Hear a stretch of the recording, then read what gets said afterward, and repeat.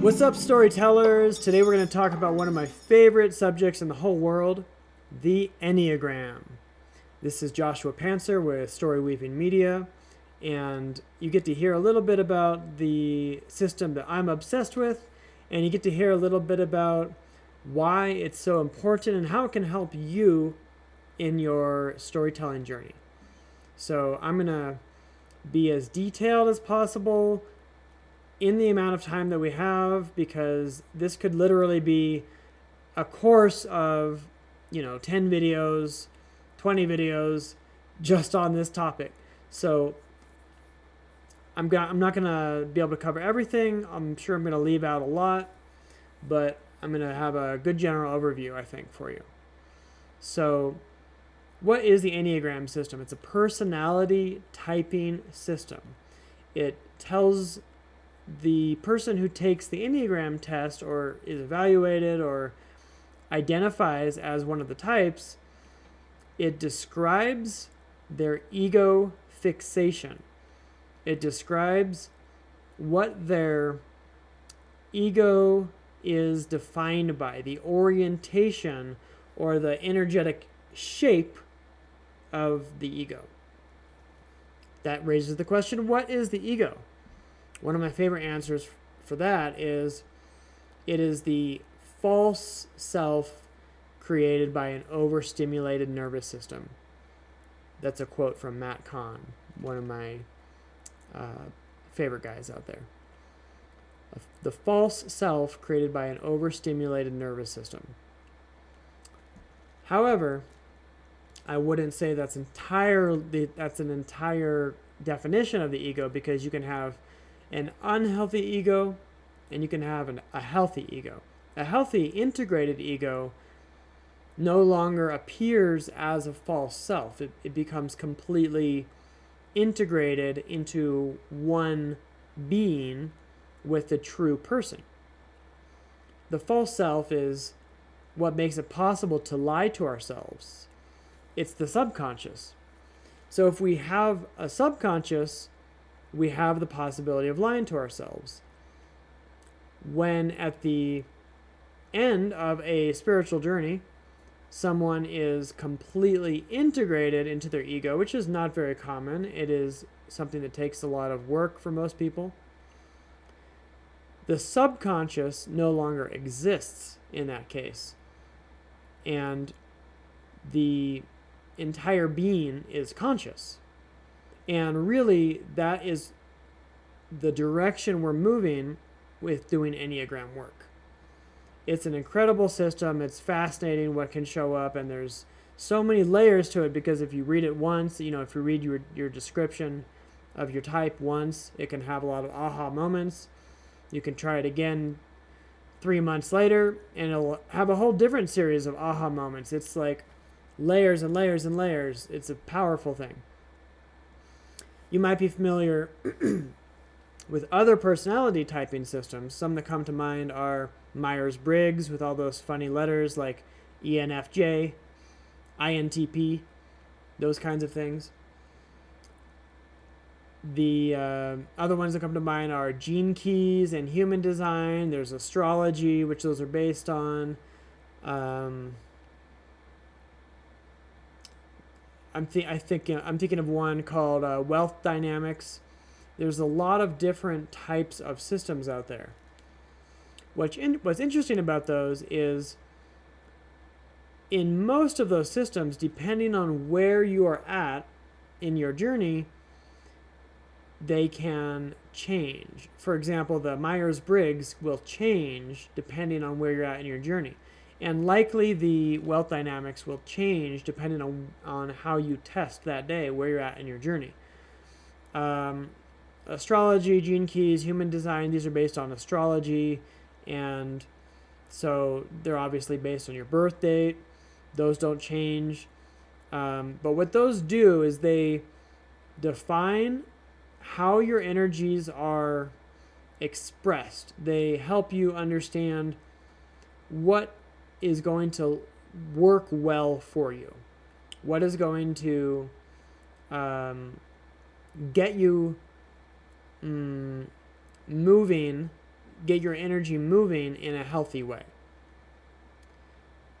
From my perspective, what the Enneagram system is about is sort of the opposite. It's showing you how you are already putting yourself into a box unnecessarily. A lot of people might even have resistance about being typed because I don't want to be in a box. I don't want to be classified. I don't want to be labeled. But the point of this is we're already labeling ourselves. We're already creating unconscious trauma-based rules about who we think we are. We're already limiting our expression without even realizing it. Sometimes maybe we're realizing it. But we get trapped. We get seriously, deeply trapped into layers of our unconscious that are tormenting us, harassing us, locking us, and then we project that onto the outside world. This person did this to me. This person did this to me. I'm a victim to this person. I've got to go rescue this person. But really, it's all based on internal dynamics. I'm a victim to myself. I need rescuing. I want to rescue myself. I wish someone else would rescue me. This is the drama triangle: victim, rescuer, perpetrator. We have the drama triangle acting out within ourselves. And the unique way that that's happening is not that unique. It's one of 9 different patterns, and these are the Enneagram patterns. So when we are able to realize, oh, I'm doing this. Oh, this is not real. Oh, I'm in an illusion. Oh, I've been convinced of this thing that's not actually true. It helps us to reverse all of that momentum of our ego fixation. It helps us to get out of the hole that we've dug for ourselves. This is powerful. This is really powerful stuff. This is, in many enlightenment schools, this is a major tool for self-realization. This is a way to see beyond our own sight, seeing our own patterns, seeing what we've bought into, right? This is incredible. So what does this have to do with storytelling? Well, if we know that every character in every story, whether the character realizes it or not, and whether the author realizes it or not, every character is on a journey of self-realization. That's all there is. That's what we're on Earth for. We're uncovering all of the lies we've told ourselves, and then once that is done, some say that the journey just begins upon self-realization. That's when we can actually live our lives and be ourselves and express authentically, right? And be someone who we respect and show up in a way that feels true and feel happy all the time and feel good about ourselves. It's something we don't need to set aside as unrealistic. It's very real. It happens all the time. People dig themselves out of their holes all the time. And this is what every character in every story and every author are doing, whether it's conscious or not. Sometimes people or characters, fictional or non-fictional, have to go toward the dark side in order to express that part of themselves, in order to get in touch with their dark urges, right? You might see this in horror movies, religions like, what's that, like satanic religion. You know, different kinds of practices are designed to explore the dark side, because that's a very, I don't want to say real, but very commonly manifested aspect of humanity, the dark side. You know, the desire to destroy, kill, maim, hurt, punish. You know, this dark side is something that has really deep origins in humanity. This dark side is something that goes back a lot further than people realize. This dark side is something that has been inflicted upon humanity. I didn't mean to get into this at all, but this is apparently what I'm talking about now. This dark side is something that is insidious, and it is not the fault of humans, but it is the responsibility of humans to unwind it, to see past it, to call it out, to notice it in ourselves, to do the self-inquiry, to do the digging necessary, to be able to get it out of our systems, to be able to delete it and liberate ourselves. It's possible, it's necessary, it's inevitable, let's do this. Yeah? So the Enneagram is a powerful system to do this, to help us see the different ways that that insidious force manifests in ourselves. The matrix is not out there, the matrix is in here. Okay?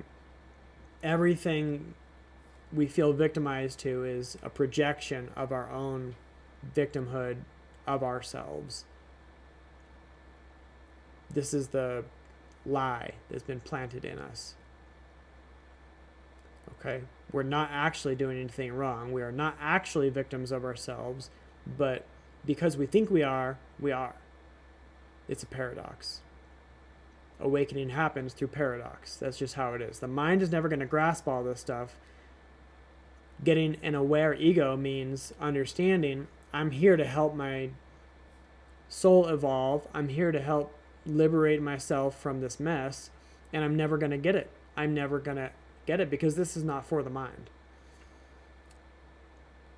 Again, I didn't mean to go into all this stuff, but this is what's coming up. So if every character in every movie, every story is on a path of self-realization, every character has their own unique Enneagram. So you can see how this benefits you as a storyteller. You might have a story with a type 4 and a type 6 and a type 9 who go on an adventure together, and they all have their priorities. They're going to have their shadows that are corresponding to their specific types, and they're going to have their superpowers that also correspond to their specific types. I know those superpowers as the holy ideas of each Enneagram. All these are as ideas, right? The ego fixation happens because the child gets an idea and then builds on that idea and builds on that idea. And there's only 9 ideas, which makes 9 strategies, give or take because of the subtypes, 27 strategies when it comes down to the most granular stuff, but 9 overall strategies. And as far as what I'm doing here, talking to you, is because you're on your own journey too. As the author, you are on your own Enneagram journey. You're on your own journey of uncreating all of the lies that you have told yourself to get you into this refined little box of I am this person, and to break down those walls and expand yourself to be free of limitations. And this honestly is the definition of health. Self-realization journey is just a journey of health. It's not fancy. It doesn't really even mean anything. That's what we're doing here, is we're letting go of all the meanings of things. The Enneagram system is helping us see the meanings we've created about life and becoming conscious enough of all these meanings that we can undo them. We can rip them up from the roots. And this has a massive physical detox effect on the body when this happens, because the body is the subconscious mind. It's holding all of these thoughts. So you might see this manifest as illness, posture issues, stiff muscles, dehydration, behavior, right? All of these things are manifestations of holding patterns of tension in our bodies due to the ideas we have about who we think we are. So I'm just quickly going to read to you the 9 Enneagram types. I posted these on my Instagram the other day, on the Storyweaving Instagram, and I just want to not forget any. My type, in case you're wondering, is a type 3, so I'll start there. Type 3 is the performer. I'll just read the description of each. The performer, attention goes to what brings success and gaining approval. Energy goes into achieving goals, tasks, and prestige. So you can see that it has upsides and downsides, as all types do. 4, the romantic. Attention goes to what is missing. Energy goes into searching for the most unique, special, and fulfilling. 5, the observer. Attention goes to the expectations of others. Energy goes into becoming private and self-sufficient and acquiring knowledge. Loyal skeptic, 6. Attention goes to hazards and potential worst-case scenarios. Energy goes into becoming vigilant, questioning, or doubting. Let me just take a pause. One of the things I did mention is that when each type gets stressed, or when each type goes into growth, which are the opposite modes, they go to other numbers. So as a 3, I go to the positive sides of the type 6. And I go to the negative sides under stress of the type 9. So each number goes to another number in stress, and so they might even confuse themselves for being that other number. And then they go to this to their growth number in times of expansion and surrender. So it's an incredible system. It's the accuracy, the nuance is absolutely fascinating. So I go to 9 under stress. 3 goes to 9. I'll continue. Type 7 is, on this one, it's called the epicure, but I know it as the enthusiast. Type 7, attention goes to what limits and constraints. Energy goes into interesting ideas and pleasurable experiences. Type 8, the protector. Attention goes to those who need protection and to power and control. Energy goes into being powerful, protecting, and fighting. And then type 9, the mediator. This is what I go to in stress. Mediator. Attention goes to conflict and discomfort. Energy goes into other people and avoiding, preventing conflicts. And then type 1, the perfectionist. Attention goes to what is right and wrong, being good. Energy goes into trying to improve. And then type 2, the giver. Attention goes to the wants and needs of others, being appreciated. Energy goes into giving and helping. So that is all of the 9. Let's see if there's anything else I want to say about that. Yeah, like I said, it's a brief overview, but it's really helpful stuff. It's really important. You might be wondering, how can I find my type? This is actually a little bit of a complicated question in itself, too, because there's a lot of tests out there. There's a lot of typing systems, probably even books about this. I mean, it's not that complicated, and if you read them all, you might be able to figure out which one you are. But I use a really simple, like, 2-question test, which basically it's 6 paragraphs. I'm wondering if I can maybe add a link to it in the video. We'll see. But feel free to message me if you need that. It's really easy to mistype ourselves. If we're always in stress, I recently had someone who thought they were type 5, and a couple years later they realized that they had been in stress for a couple of years, and they were actually a type 8, because 8 goes to 5 in stress.